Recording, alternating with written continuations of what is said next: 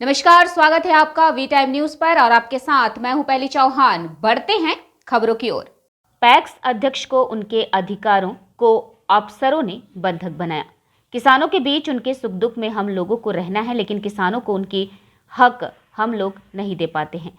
लोग हम लोगों को चोर कहते हैं, जबकि कोऑपरेटिव में किसानों के लिए कई योजना चल रही हैं। किसानों को हम लोग मदद कर सकते हैं। पैक्स सोसाइटी के हक मिल जाए तो किसानों के साथ पैक्स अध्यक्षों को भी फायदा होगा। सोसाइटी की शेयर को बैंक रख लेती है और हम लोगों की खरीदारी पर बैंक सूद वसूल करता है। उक्त बातें अकोड़ा पैक्स अध्यक्ष सासाराम भभुआ कोऑपरेटिव अध्यक्ष पद के लिए चुनाव लड़ रहे मनोज पटेल ने कही। मौका था पैक्स अध्यक्ष का अपना अधिकार के लिए जागरूक करने का अभियान, जो नोखा में आयोजित किया गया।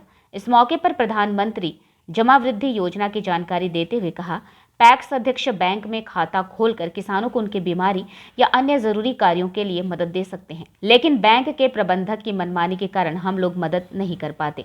इस योजना की वृहद जानकारी देते हुए कहा कि इस योजना से जीविका, किसान और अन्य सभी कोऑपरेटिव की मदद की जा सकती है। वही डिफाल्टर पैक्स कर कहा कि जो पहले पैक्स अध्यक्ष और सोसाइटी पैसा ले लिए, लेकिन डिफाल्टर की सूची में दूसरे जीते हुए पैक्स सोसाइटी को डिफाल्टर कर खरीदारी से रोक दी जाती है। इसे रोकना होगा। पैसा कोई ले और भरे, कोई इसके लिए संघर्ष करना होगा। बोरा की खरीदारी और अन्य कई समस्या पर चर्चा की गई। इसमें 5% सूद का पैसा लौटने की और कई समस्या पर चर्चा की गई। वहीं उसना अरवा चावल को लेकर भी कहा कि शाहबाद का क्षेत्र अरवा चावल की मांग करता है, लेकिन सरकार ने कुछ पैक्स को अरवा चावल लिया जिनके पास अपना मिल था, लेकिन अन्य को उसना चावल के लिए मजबूर किया। इसके लिए डीएम और मुख्यमंत्री से मिलने की बात कही गई। सबसे अगर दुखद कोई बात है तो डिफाल्टर पैक्स अध्यक्षों के बारे में दोस्तों, सरकार का जो पैक्स डिफाल्टर था उस पर जब केस कर दिया गया है और जो नया कमेटी गठित करके आया है उसको वहीं से ये अधिकार नहीं है जो उसको सीसी न दिया जाए, खरीदी न कराया जाए, इसलिए कि किसानों का कोई दोष नहीं है। तो मैं आने वाले समय में उस पैक्स को भी सीसी लोन भी दूंगा।